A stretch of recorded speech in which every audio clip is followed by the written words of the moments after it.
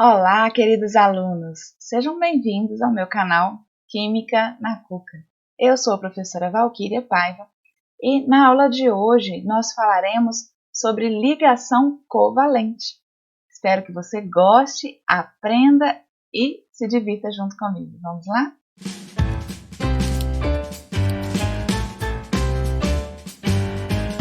Já peço que você deixe o seu like se você gostar da minha aula, tá bom? Inscreva-se no canal e convide outros amigos para assistir junto com você. Compartilhe lá no grupo da turma para ajudar o trabalho da professora e ajudar você e seus colegas também. Então, vamos falar de ligação covalente ou também chamada ligação molecular. Outro nome para essa ligação é homopolar. A ligação covalente ela é caracterizada pelo compartilhamento de elétrons, ou seja, entre átomos com elevada eletronegatividade, que nós podemos dizer que são ametais, que estão buscando a sua estabilidade. Além disso, ela também ocorre com compartilhamento de elétrons entre átomos de hidrogênio, com eletronegatividade alta também, igual a 2,2, hidrogênio com hidrogênio ou hidrogênio com ametais. Falando novamente da lista de eletronegatividade, se você ainda não sabe, os mais eletronegativos são flúor, oxigênio, nitrogênio, cloro, bromo, iodo, enxofre, carbono, fósforo e hidrogênio. Depois nós temos aqui os metais. Mas o mais eletronegativo aqui é o flúor. Então aqui a eletronegatividade é maior.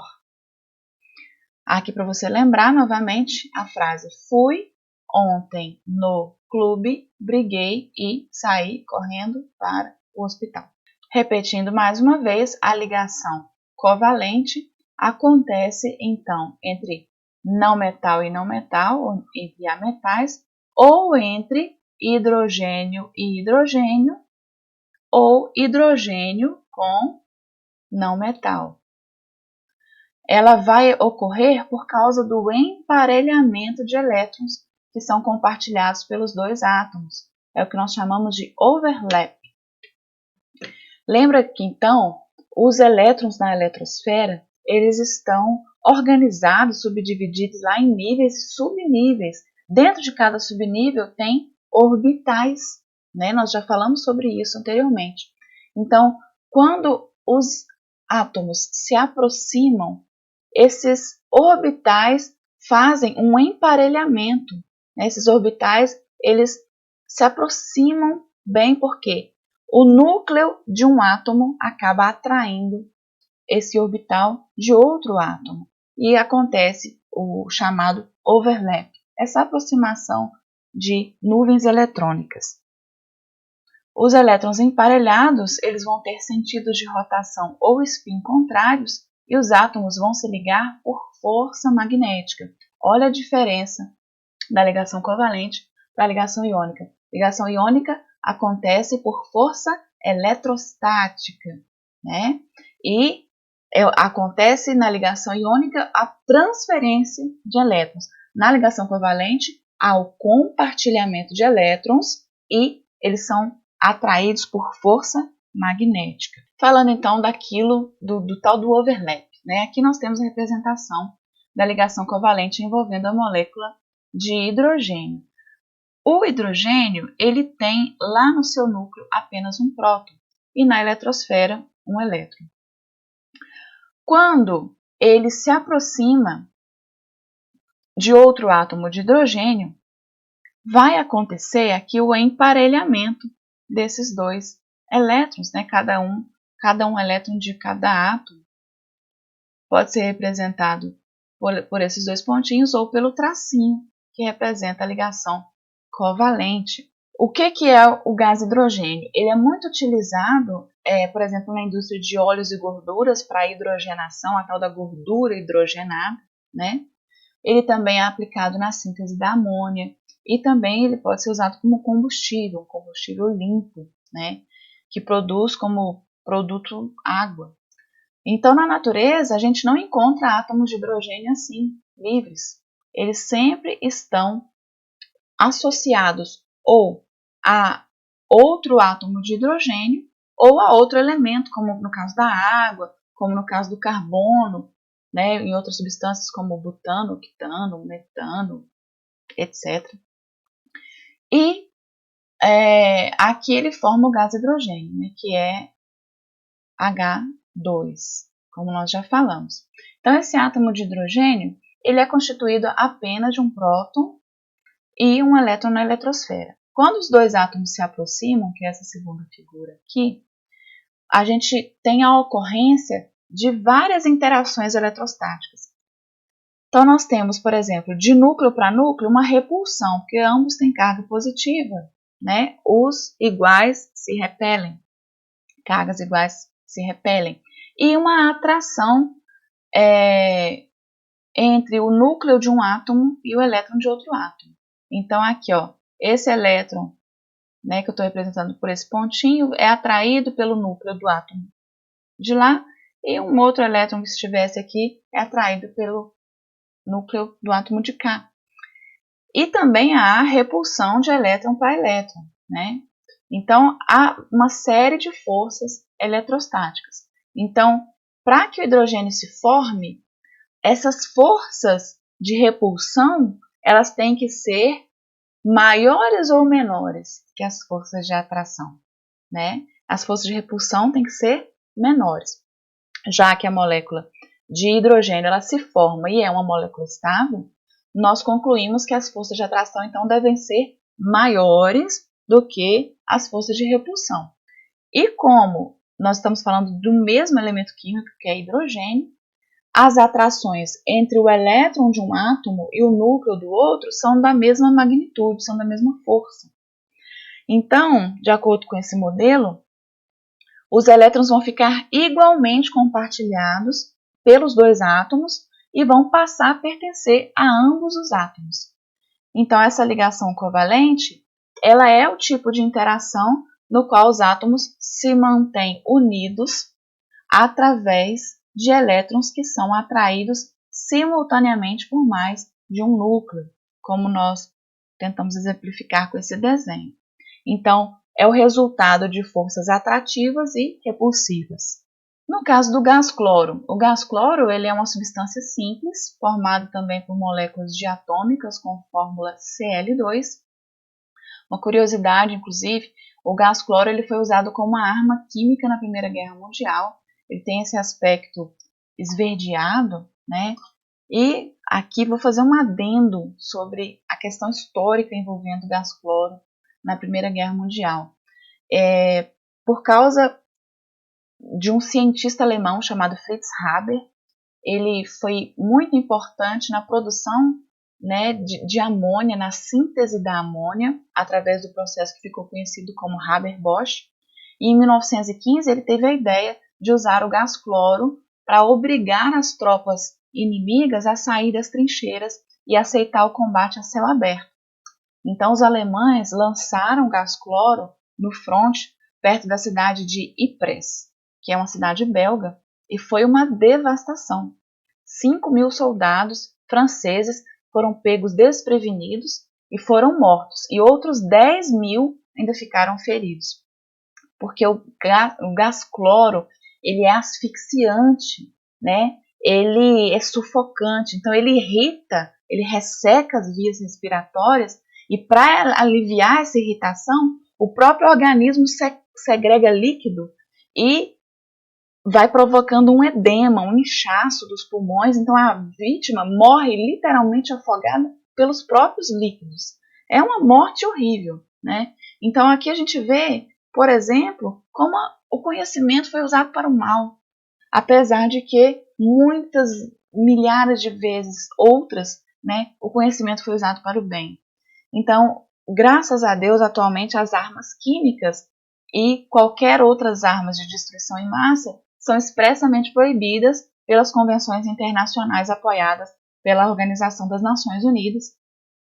E os principais motivos dessa proibição são que, além da destruição em massa, o tipo de morte provocado é cruel, porque vai desde a asfixia até a deformação completa de todo o corpo.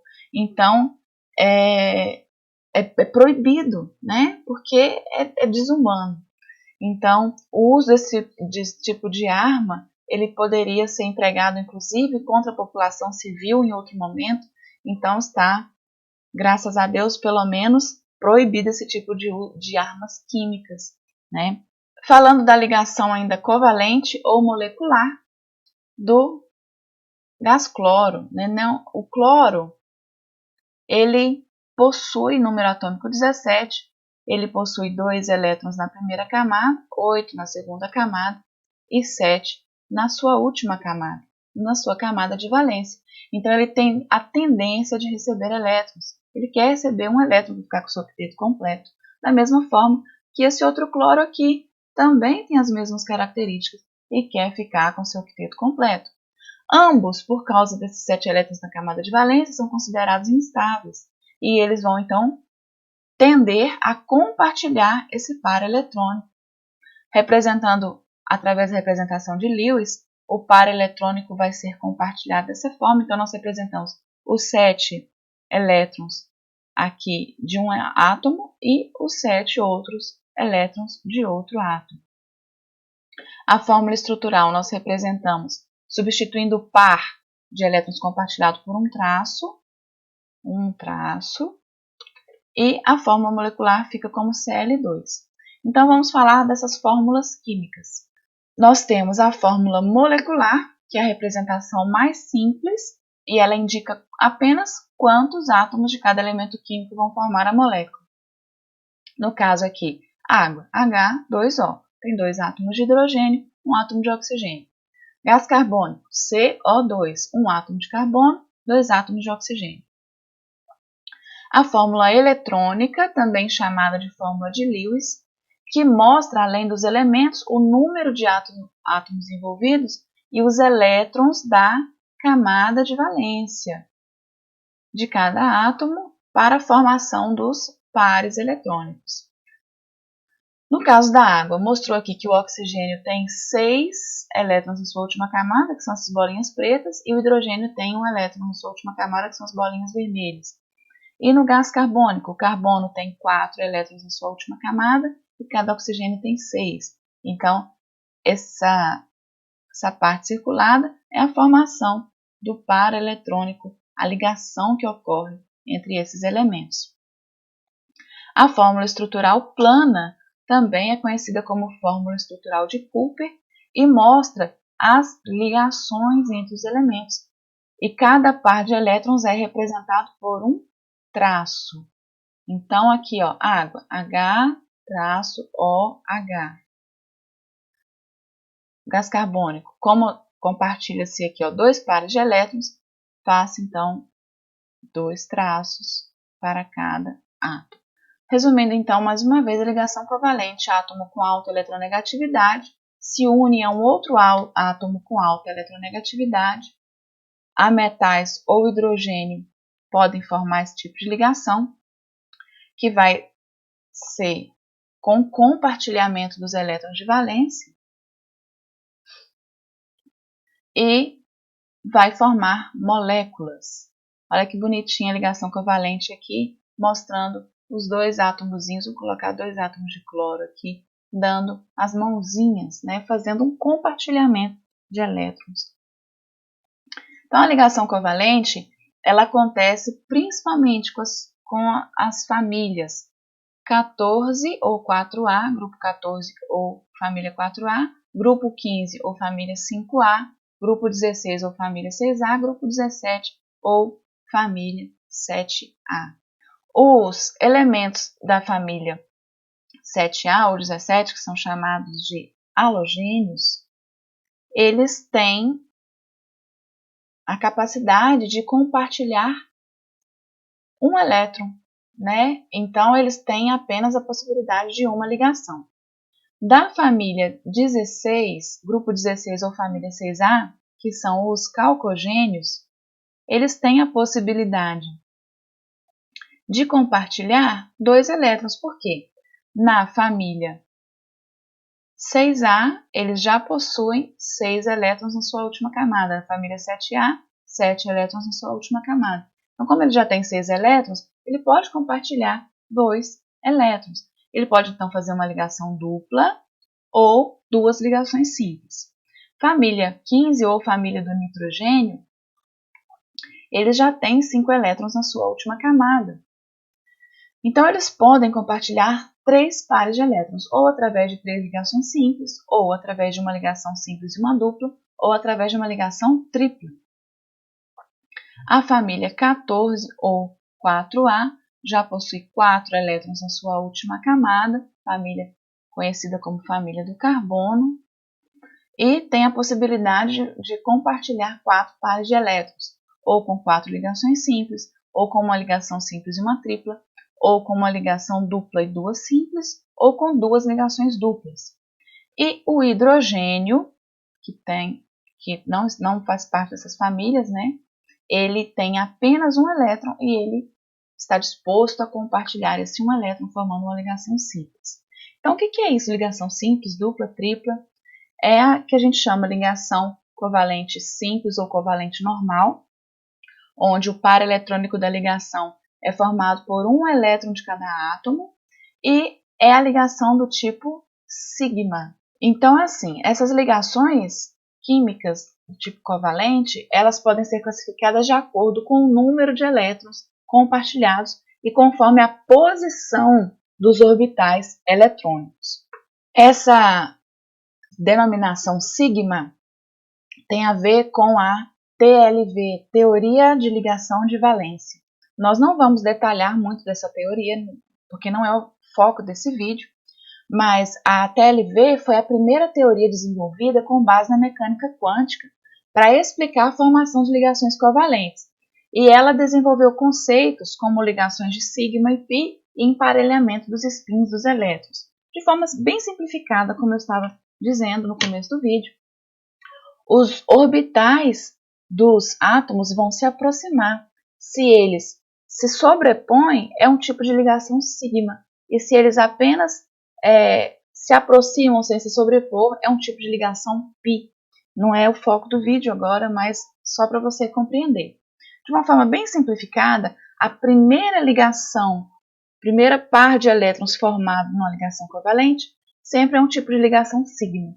Se tiver mais de um par de elétrons compartilhado, através de uma ligação dupla ou tripla, né, compartilhada, nós dizemos então que aparecem ligações pi. Vou detalhar mais à frente.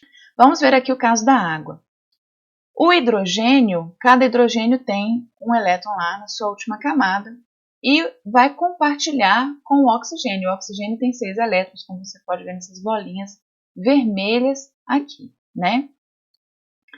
Então, eles vão fazer o compartilhamento de elétrons e formar uma ligação covalente simples. Aqui, cada hidrogênio compartilha um elétron com o oxigênio, juntos eles vão formar um par de elétrons e vai formar então essa fórmula H2O. Como que a gente monta a fórmula estrutural então de uma molécula? Primeiro a gente coloca no centro da estrutura o átomo que necessita de mais ligações para atingir o octeto. Depois nós distribuímos os outros átomos ao seu redor. E por último nós colocamos os traços que representam ligações covalentes obedecendo à teoria do octeto. Vamos ver o exemplo então do gás metano, CH4. Ele tem o carbono. O carbono ele é da família 4A. Ele tem 4 elétrons na sua última camada. E o hidrogênio, cada hidrogênio possui um elétron.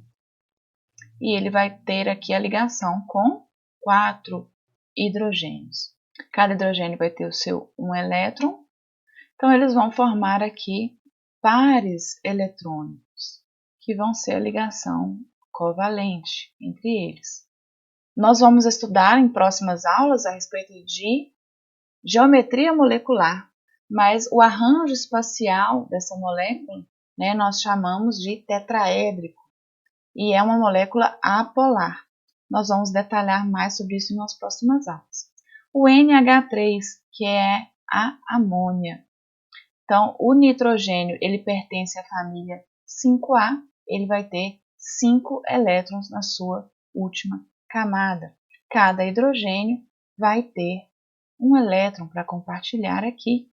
Então, eles vão formar, por compartilhamento, 3 ligações covalentes. Então, a amônia vai ter essa configuração. Ela é uma molécula piramidal e polar. E no caso da água, como já foi visto anteriormente, nós temos o oxigênio, que pertence à família 6A, então vai ter 6 elétrons na sua última camada. E cada hidrogênio também vai ter seu 1 elétron, que vão se unir e formar a ligação covalente aqui. A água é chamada de molécula angular e ela é uma molécula também polar. Nós vamos detalhar melhor isso nas próximas aulas. Vamos falar de ligação covalente dupla. É aquela em que ocorre o compartilhamento de 2 elétrons de cada átomo, formando 2 pares de elétrons compartilhados. Nesse caso, então, o primeiro par compartilhado forma uma ligação do tipo sigma, é aquele que eu falei que acontece o overlap, acontece a sobreposição do orbital. E o segundo par compartilhado vai ser uma ligação do tipo pi, ou seja, numa ligação dupla, a primeira ligação é sigma, a segunda ligação é do tipo pi, que é só de aproximação dos orbitais. Na fórmula estrutural de Lewis aqui, nós temos o carbono com 4 elétrons na sua última camada e cada oxigênio com 6 elétrons na sua última camada. E eles vão formar, então, 2 ligações duplas, né? O modelo, por que esse oxigênio se organiza nas laterais do carbono? Nós vamos falar mais sobre isso na geometria molecular, mas é porque é um modelo de repulsão mínima. Para as nuvens eletrônicas não ficarem se repelindo, eles adotam essa posição mais linear da molécula. Então a molécula fica linear. Ligação covalente tripla acontece com o compartilhamento de 3 elétrons de cada átomo, formando então 3 pares de elétrons compartilhados. Então o primeiro par sempre vai formar ligação sigma, o segundo e o terceiro par vão formar ligações do tipo pi. Sigma é a sobreposição e pi é quando os orbitais se aproximam, mas não se tocam exatamente. Então, para cada ligação tripla, vai existir uma ligação do tipo sigma e 2 ligações do tipo pi. No caso aqui do nitrogênio, nós teremos lá uma ligação sigma e 2 ligações do tipo pi. Cada nitrogênio possui 5 elétrons na sua última camada, né? Então vai formar uma ligação tripla. Eles vão se unir, formando, então, compartilhando 3 pares de elétrons. Vai se formar uma ligação tripla, que é indicada por esses 3 traços aqui. Então, cada átomo nesse exemplo vai ficar com seu octeto completo, porque além dos seus 5 elétrons da última camada que eles já tinham, eles vão compartilhar mais 3 elétrons com o átomo vizinho. Um caso particular da ligação covalente é a chamada ligação dativa ou coordenada. Por que chama dativa? Porque dá elétrons, mesmo sem receber de volta, né? É uma aproximação dos elétrons de um átomo que já tem seu octeto completo para pertinho do outro, para o outro também desfrutar dessa estabilidade eletrônica, né? Então, é uma parte generosa dos átomos que faz isso. O par de elétrons compartilhado, ele é proveniente de um único átomo, que já está estabilizado por outras ligações covalentes. Passa a ser, então, compartilhado pelo doador e pelo receptor. No caso do enxofre, acontece bastante com ele. O enxofre já tem 6 elétrons na sua última camada, que são os elétrons que estão aqui de preto. Quando ele se aproxima de um oxigênio, o oxigênio ele quer receber 2 elétrons, né? Ele já tem 6 elétrons também na sua última camada eletrônica. Então, ele quer compartilhar. O que acontece, então? Ele faz uma ligação dupla com esses oxigênios. Com esse oxigênio aqui de baixo, no caso. E o oxigênio já está com seu octeto completo. Tem 6 que ele já tinha, mais 2 compartilhados pelo enxofre. O enxofre já tem o octeto completo, porque ele tinha 6, compartilhou mais 2 com oxigênio, ficou beleza, né? Ficou completo. Porém, ele fica pensando assim, que dó dos meus amigos oxigênios, que não tem elétron também. Eu acho que eu vou aproximar esse par de elétrons pertinho desse, e vou aproximar esse par de elétrons pertinho desse. Gente, isso é brincadeira, os elétrons não falam assim, os átomos não falam assim, mas para descontrair aqui um pouquinho, né? Então, às vezes nós representamos essa ligação dativa com essa setinha, que mostra que esse enxofre, ele é o doador nesse caso. Mas não é uma doação, é um empréstimo, né? É uma aproximação assim, mais pertinho daquele átomo, para ele não ficar triste, tá? Então, nesse caso da ligação dativa, ou ligação covalente coordenada, que na verdade às vezes é simplificando, dizendo assim, é ligação covalente, do mesmo jeito, né? Dativa é um nome mais antigo. Nós chamamos atualmente só de ligação covalente. No caso do ácido sulfúrico, como que acontece? Olha o enxofre de novo, a generosidade em forma de átomo. Ele está aqui formando ligação com cada um dos hidrogênios ao redor dele, né? Os oxigênios também estão formando ligações com o hidrogênio, e ele ainda fornece aqui, né, gentilmente, mais um parzinho de elétron para cada um dos oxigênios aqui na ligação dativa, ficando com esta fórmula estrutural aqui, e a estrutura e a fórmula de Lewis aqui no meio. Novamente, o enxofre aqui sendo mostrado na formação do dióxido de enxofre. Ele faz uma ligação dupla com o oxigênio e faz uma ligação dativa com outro oxigênio, sendo que ainda fica no topo do enxofre aqui um par de elétrons não compartilhado ainda. Vai formar uma estrutura angular, né, um ângulo aqui de 120 graus entre esses átomos, para que siga a teoria da repulsão mínima. As propriedades dos compostos moleculares. Em um composto totalmente formado por ligações covalentes, as moléculas se atraem menos intensamente. Em consequência, os compostos covalentes, em geral, ou são gases a temperatura ambiente, ou são líquidos de ponto de ebulição baixo, mas também podem ser sólidos, como é o caso do açúcar. Tá? Em gases na temperatura ambiente é o caso do hidrogênio e do gás carbônico. Líquidos com ponto de ebulição baixo, considerados aqui, seriam a água e o ácido nítrico. Substâncias moleculares se caracterizam por baixos pontos de fusão e ebulição, veja que é o contrário de substâncias iônicas, né, que têm altos pontos de fusão e ebulição.